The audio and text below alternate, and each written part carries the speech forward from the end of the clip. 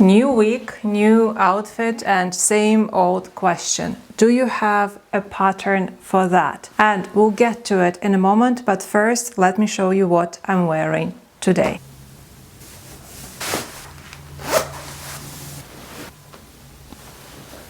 As you can see, it's all very monochrome shades of gray and black, and I love it. I know it's very basic, maybe even boring, but this is something that I've been wearing a lot. I feel fantastic in it. Let me show you all the pieces and why it works so well. This cropped woolen jacket has become one of my most worn outerwear layers since we moved to Portugal. It's very lightweight, at the same time it's very warm because it's made out of two woolen layers. So the outer layer is this herringbone lamb's wool, and for the lining I used satin wool. As a result, I have a fantastic everyday jacket that I absolutely adore. It has a very simple boxy cut. I added just 2 buttons. It also has very nice and deep welt pockets and this shawl collar, which I usually wear down, but if I wanted to, of course, I can lift it up. And it's way too hot to wear it inside. Let me readjust the mic while I take it off. Much better. And as an underlayer, I just have this tank top, but again, it's very warm because it's 100% woolen jersey. I wear it on its own in kind of in between the seasons time, and in colder winter days, I often wear it as a base layer because it's so tight to the body, and because it's natural wool, it keeps me really warm. And at the bottom, I have the black denim trousers. This is 100% cotton. I do love denim as material, but I'm not a huge fan of the classical jeans. I didn't have a goal of creating the jeans in their traditional meaning. I'm just using the fabric to create the trousers that I would love to wear. And this design has been a game changer for me. I usually don't wear really tight trousers, but they're not actually as tight. They are snug around my waist and my hips and my bum, but in a very comfortable way. These are barrel-like trousers. It might not even be as visible when I'm wearing them, but the side seams, they go kind of on a curve, and this creates a surprisingly great silhouette for my body. So I have a pear-shaped body, as you can see. My hips are much bigger than my waist and my shoulders. So getting a ready pair of trousers that would fit my waist, my hips, my bum, my thighs, and my legs is a mission impossible. And this was my experiment. Can I actually wear something slightly tighter fitted here? And yes, I love it. I love the fit. I love how it skims around my legs and how comfortable they are. And now back to the question, do I have a pattern for every single garment in my outfit? And the answer is yes, but probably not in the way you expect. If you're new here, hi, I'm Lisa Bennett, designer, educator, and co-founder of Arkdefo. And my biggest passion and mission in life is helping women feeling great in the clothes that fit them right. As you can see, I myself have a weird body shape, which means that I have had my portion of drama, of crying in the changing rooms because ready-made garments just never fit me. And I know firsthand how it feels. It sucks. And many of you would recognize yourself in this story, and you would decide to start making clothes yourself because you want to break free from those annoying standard sizes that don't include your body in them. And what's the most common path? To go and buy a ready sewing pattern and copy the design and hope for the best. But ready sewing patterns don't solve your problem, do they? They are based on standard measurements, and if you are not a standard, you will really struggle to make it work. And on top of that, they don't teach you how to think and understand clothing. They teach you how to follow instructions. But here is the thing, you don't have to try and fit your body into someone else's measurements. You don't have to decipher outdated instructions, and you don't have to copy someone else's designs. There is a much better way to create clothes. Every single garment you can think of starts from a standard pattern block, and these standard blocks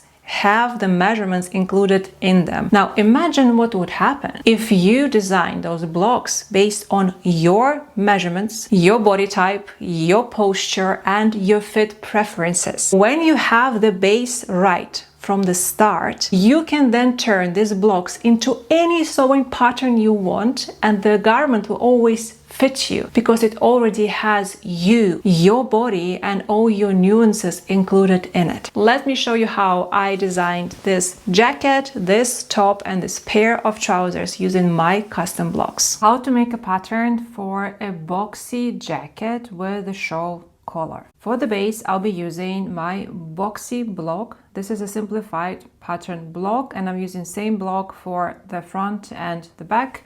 The green neckline here is for the back and the red one is for the front, and also a simplified sleeve block. I'll start with the back. First, I copy my block as it is, and then I decide on the length. In this case, the jacket was exactly the size of the block, so I just cut it out, and this is my back pattern. And now let's do the front. Here I'll need a bit more space.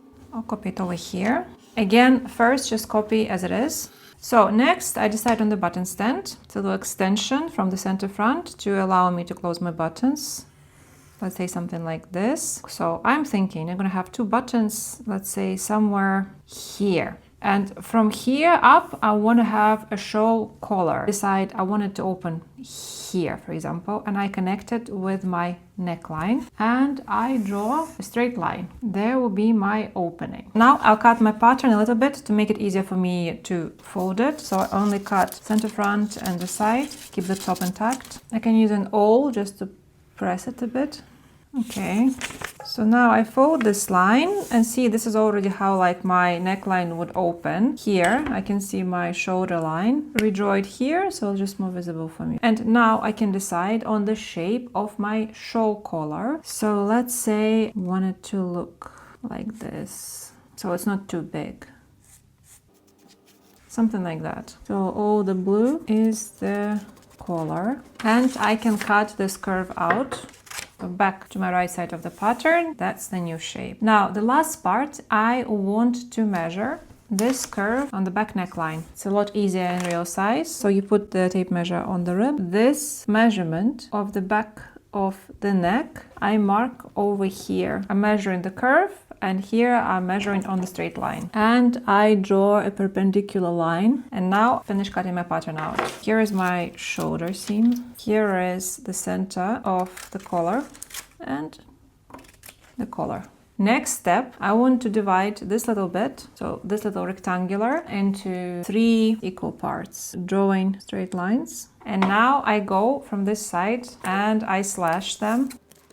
And I slightly open them up like this, so it creates kind of a curve. Let me actually glue it so you can see it. How much to spread by, it depends how you want your collar to look in the end. So in this case, I do recommend testing, because depending on how much you spread, the collar can be more standing or more lying flat. And that's the front pattern also ready. Next, I'm making the sleeve pattern. I can just use this block and cut my fabric on the fold, but for the clarity of this pattern, I cut it separately. I'll do it in 2 colors so that you can see which side belongs to which. So this is the base part done, but we also need facing and lining. Now, when it comes to sleeve, I'll use the same pattern, both for the outer layer and for the lining. So I don't need a separate pattern for that. Now, when it comes to front and back, I want to copy first front as it is here, and then back.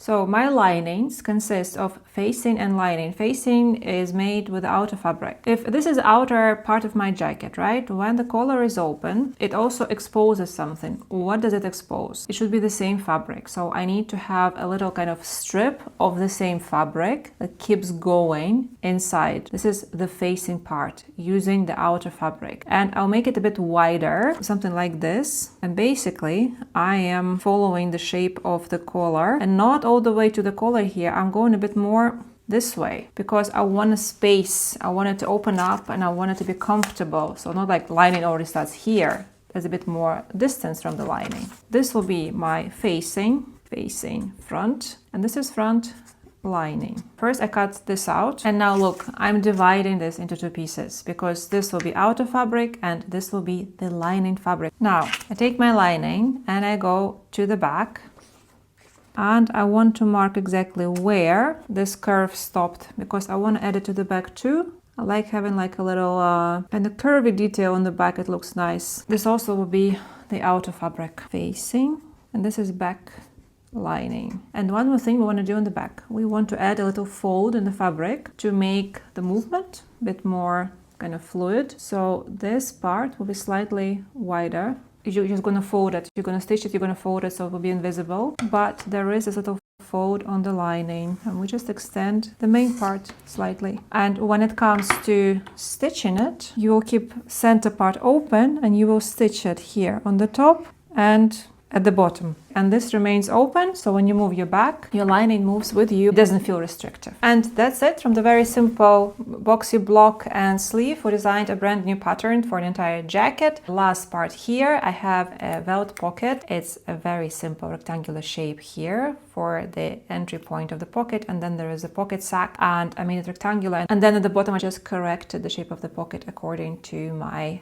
hemline. And in terms of interfacing, in this case I used iron-on 100% cotton interfacing for all the pieces. So entire back, entire front, facing front and back, and outer layer of the sleeve. You don't have to do this. I just wanted to have this jacket more structured, to be a bit more stiffer, because the fabric itself was really soft. I would recommend to interface here the bottom of the sleeve on the outer layer to keep the nice kind of shape of the sleeve, maybe like, I don't know, 5 centimeters here, facing here of the back, like entirely, completely. Yeah, this is the detail made with your outer fabric. The facing of the front completely. Okay, I won't color all of it, you get the idea. Front, the button stand, I would also interface that. And the bottom hem, front and back. That's it. That's a very simple, very basic pattern, but I absolutely love the results, and this has been my go-to jacket across all seasons. How to make a pattern for this tank top. It is a very quick and straightforward design, and I'll be using my standard bodice blocks. I have different blocks for different fabrics because different jerseys have different stretch factor. So for each individual fabric, I design separate blocks. And for this specific fabric, I'm using my blocks with 80% stretch factor. It means that all my horizontal measurements have been reduced down to 80%. First, I copy my blocks as they are. After that, I can decide how long I want my top to be, something like this. And as for the side seam, the original pattern here doesn't have a side seam dart, so I will add it just a little bit and then extend slightly to the side so it's very fitted.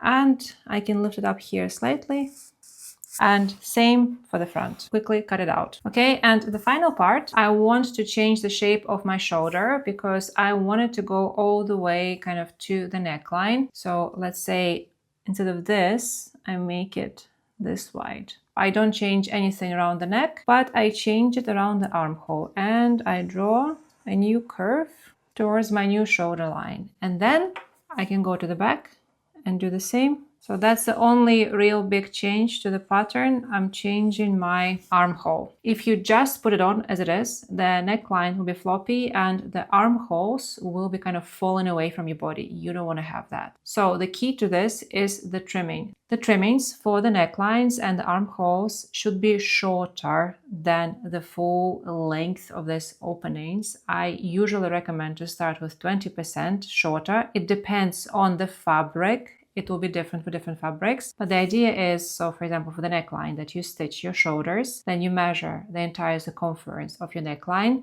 calculate minus 20%, and then evenly attach the trim to the neckline. And after that is done, you close your side seams and do the same with the armhole. So you measure the full circumference of your new armhole and attach the trim. That's it. That's the pattern for this tank top done. How to make the pattern for barrel-like trouser. As always, we start with our basic blocks for the trousers and copy them as they are. And now let's design the barrel-like. It's very simple. Basically, it's a curve that you add only on the side seam. The bottom of your trouser remains pretty narrow around the knee. We want to extend it a little bit. And it depends, you need to test by how much you want to make them wider. Same amount on each side.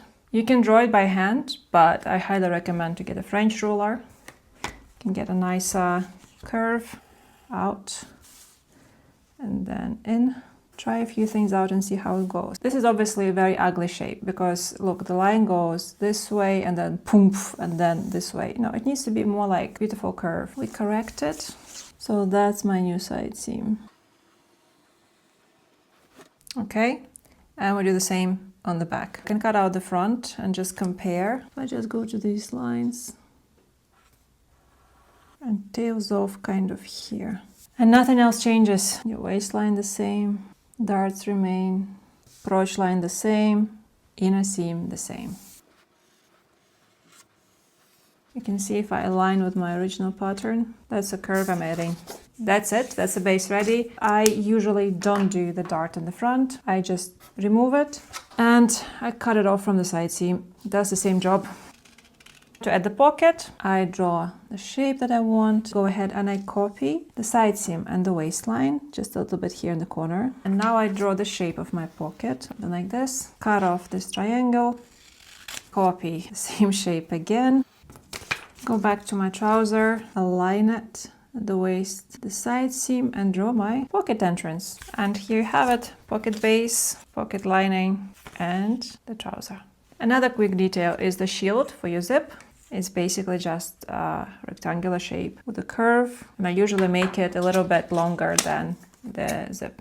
There you go. Now we design the waistband. There is nothing much to it. It's just a long rectangular strip of fabric. I usually don't design a pattern for it. I just cut fabric after all my trousers I stitched, but that's it. That's the full pattern for the barrel leg trousers. Clothes making doesn't have to be complicated. Once you understand this logic and how to turn the blocks into patterns, designing and making garments becomes surprisingly easy. So if you're tired of compromises and you would love to learn how to design and make clothes that you would actually love to wear, and I invite you to explore our online clothes making courses via the link below this video. Clothes should be made to fit you, not the other way around. Anyway, that's it for today. Thank you for watching. Have a great weekend and I'll see you next Friday.